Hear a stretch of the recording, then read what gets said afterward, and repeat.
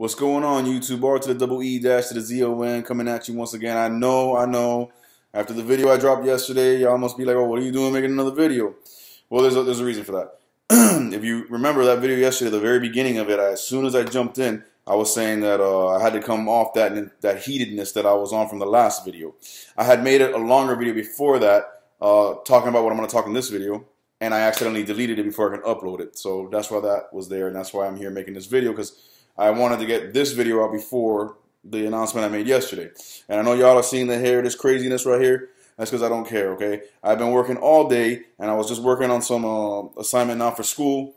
Real cool class, man. We're going to be doing a lot of sculpting on 3D models and stuff like that, and learning everything from human anatomy to how to make realistic folds and clothes and textures and all that. Can't wait, man. But either way, what I was originally making my video about yesterday, was addressing some of these rumors about the Nintendo Switch. And as you already know from the spoiler that you got in my last video, I was kind of heated. I'm going to try to keep it under control this time, but I might get heated again because I want you guys to understand where I'm coming from. Alright, so we've had a lot of rumors about the Nintendo Switch and its possible specs, final specs, before the big review that we're going to have on the 13th, I believe it is, here in the US, the 12th in Japan. Just about a week and a half away. You know, a lot of rumors, and you know, mostly I don't pay attention to rumors. I'll report them, I'll mention them, but I really wouldn't give them any credence until I see, you know, what's really final. Having said all that, the issue and the reason that I take exception to this rumor is because this rumor or set of rumors is coming from what seems to be and has proven to be a very reliable source over the last couple of months, because they're the ones that got everything fucking right about the Nintendo Switch. When Nintendo finally decided to reveal it, everything this particular source has said was spot on. Now, the actual source, I believe, is Eurogamer, and some of it came from Emily Rogers, a name that's been tossed around a lot as of late. I don't know who and I think Digital Foundry as well.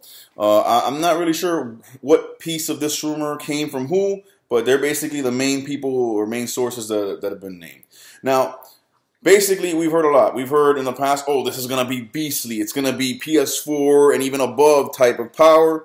Or now we're hearing, oh, it's not even going to be really all that much more powerful than the Wii U. It's definitely not going to match the baseline Xbox One and PS4 models that have been out for 3 years. Now, this has me concerned. Why? Now, you guys know me. I'm not a power whore. I'm not a graphics whore. I've never been that. But I have, especially in my time at Full Sail, in my time at studying what it is to be a character modeler, a sculptor, animator, any working with Unreal and, you know, game engines. I've seen what it takes and what they're teaching us, and I've seen how intricate it is, you know. So I realize now that power is more important than a lot of us want to give it credit for. So when Sony and Microsoft go and diesel out their consoles with as much power as they possibly can, it's not to jump down their throats the way I used to and the way a lot of us do about, oh, all they care about is power, they don't really care about the gameplay. That's up to the developer about the gameplay. Packing your system with as much power as possible is actually way more advantageous than not, you know, and I've come to realize that as I've matured in my studies at Full Sail in this industry and just having fun as a gamer. Now, I've always been a Nintendo fan, still am, still always will be. But if these rumors are true, all that excitement that you saw from me about the Nintendo Switch on its initial review basically just goes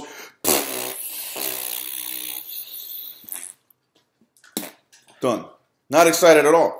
Why? Because, dude, listen.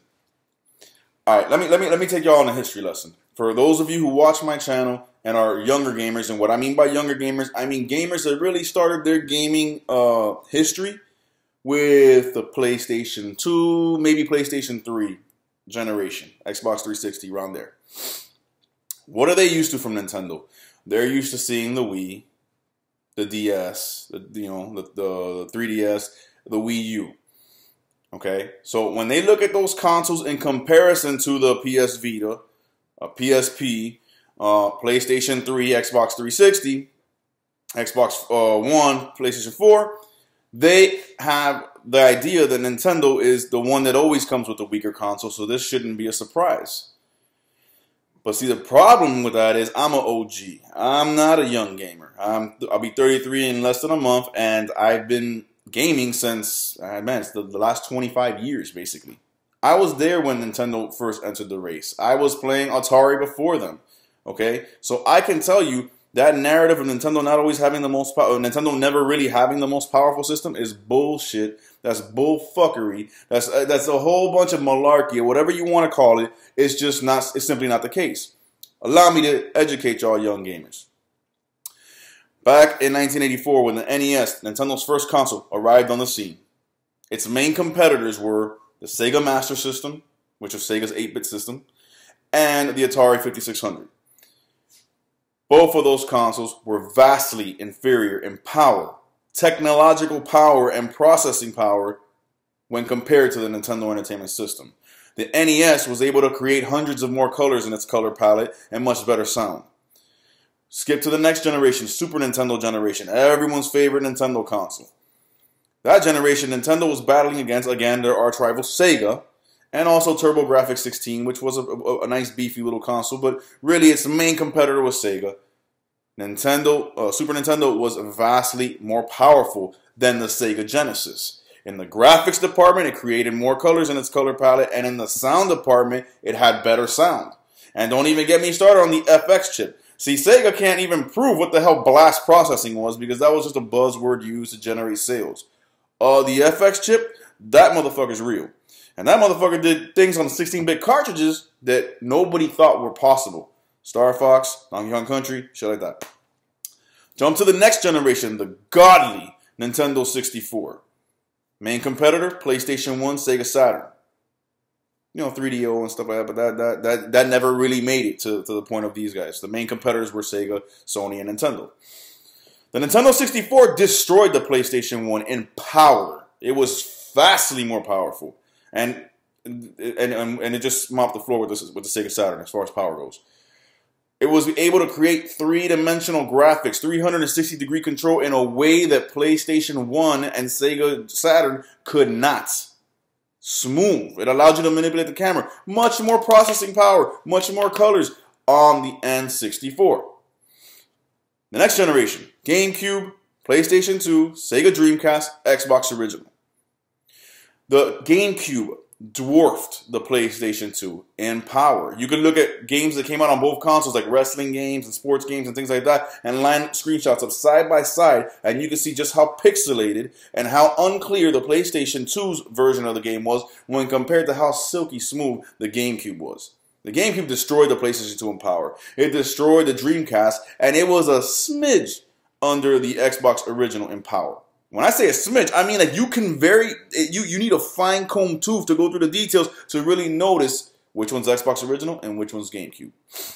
That's 4 straight generations of consoles. We ain't even talking about handhelds. Consoles where Nintendo has had the superior, stronger console, or up there with the stronger console, compared to the Wii, Wii U, and now maybe the Switch. And if you want to go handhelds, the DS and all that, you only have really 2 generations to go on of Nintendo being the weaker console. Because when they did what they did with the Wii, I'll never call the Wii a fluke. But the Wii was what you call lightning in a bottle. It was not a fluke. It was perfect and genius by Nintendo to approach the gaming industry with, instead of more power, more gameplay, and in a unique, new, diverse way, and an immersive way to experience your games, and a hell of a fucking game library.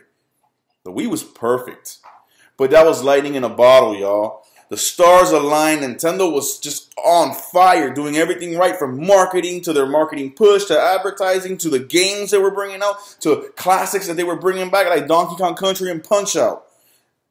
And Wii Sports and things like that. They were just dominating. So what they do? They try to do the same thing with the Wii U. Well, we'll give it more power because we need to have an HD console this time around. But we don't need all that much more power. We don't need to be like the PS4 and the Xbox One. We just need to continue with the innovation. That didn't work because you're not doing lightning in a bottle twice. Okay? You need powerful consoles that can do what all the other consoles can do. Even though I don't give a shit if it has a Blu-ray player, the vast majority of the world does. Okay? Even though I could care less that the Netflix on my Wii U is really not as great as the one on my PS4, it's not as clear, it's not capable of producing that kind of picture, I don't care, but the vast majority of the world does. Okay? I don't care because I have them both. But the vast majority of the world does, and the sales reflect it. Okay? So now if they're going to go in there and do this again with the Switch, I have no excitement. Now I'm officially worried about them because, listen, man, like I said, I'm studying for this, okay? You know what they're teaching me at one of the #1 universities in the world for game design and the gaming industry in general? They're not teaching me techniques on how to work on antiquated last-gen technology or current-gen technology that's fizzling out. No, they're teaching me to get ready to do stuff and create models and game worlds and textures at 4K resolution, at Ultra HD, basically just cutting-edge shit, stuff that hasn't even come out yet, stuff that is the next gen. They're not teaching us or preparing us to work on antiquated consoles and antiquated game engines. Okay? So, and that's where Nintendo needs to realize, get their heads out of their ass, because the third parties, even though those AAA games mainly are a lot of hype and no substance, some of them are fucking great. And whether they're great or not, they're big-time industry sellers. And that is how your console is going to have a healthy life. If you give the third-party developers everything they want as far as power goes, so that they have no excuse to say that your console can't run this engine, or your console is difficult to program for. You need to come with the power. It is 2017, for crying out loud, man. You cannot do this, a tiny little step up in power bullshit again. Because if you do, then I'm going to tell you right now, newsflash, you ain't even got to wait. I'm going to just break the news for you right now. If that is the case, and these rumors are true, the Nintendo Switch is going to be a failure just like the Wii U. Commercially. It may be awesome. I may love it because it's Nintendo and it has Nintendo's games, but I damn sure won't be just buying the Switch. I'll be putting more into my PS4 and whatever Sony comes out with next, because I know they're going to come with power, and because of that, they're going to get the games. You know? I want to be able to play. Who the fuck doesn't want to be able to play NBA, Mortal Kombat, Call of Duty, Assassin's Creed, Battlefield, the Rogue Squadron, anything, the sports titles, FIFA, all of those those racing games. I mean, I know Forza is an exclusive and Gran Turismo is an exclusive, but like the big time games, man, across all genres, the Final Fantasies, things like that, the Kingdom Hearts. Who doesn't want to play those? How the fuck do you expect the third parties to jump on board with your console when they're getting ready to make games that maximize the PlayStation 4's power and whatever PlayStation and Microsoft may be working on for their future console? When you're coming out with shit that doesn't even knock on the door of what these aging PS4 and Xbox Ones can do. Enough is enough, man. I love Nintendo, and I always will, because they have the best games. But their consoles, as of late, as a console, does the Wii U have an amazing game library? How many times you guys heard me say that? Millions. And it does. It has the best game library as far as exclusives and just real rock-solid content-filled games go. But you ain't got shit from the third party. And that's a fucking problem. It has been for years. So, like I said, man, I love Nintendo, but if they're going to continue to do this, I guarantee you they're going to systematically kill themselves out of the industry. Because they love to say, oh, we're not really worried about what our competitors are doing. We're not really trying to compete with them. We're trying to do our own thing, create our own space. Listen to me good. You can say all that bullshit all you want, but the bottom line is, you make game consoles, right? So do they. You're in the same marketplace, whether you like it or not, competing for the same consumers. Stop pussyfooting and turn back into the Nintendo that I remember that didn't want to say, oh, we're not really competing with them. We're doing our own thing. The Nintendo that wanted to go nose to nose with the opposition and give them their best fucking shot. And when they did, more often than not, they won. I mean, to me, it's not about winning, but I'm just saying, like, I want you to sell. I want you to be relevant so that we can get all the games we want on Nintendo's hardware. And not have to be in love with just Nintendo's software. That's my time, man. God bless y'all. Stay gaming. Hope you've enjoyed. Peace.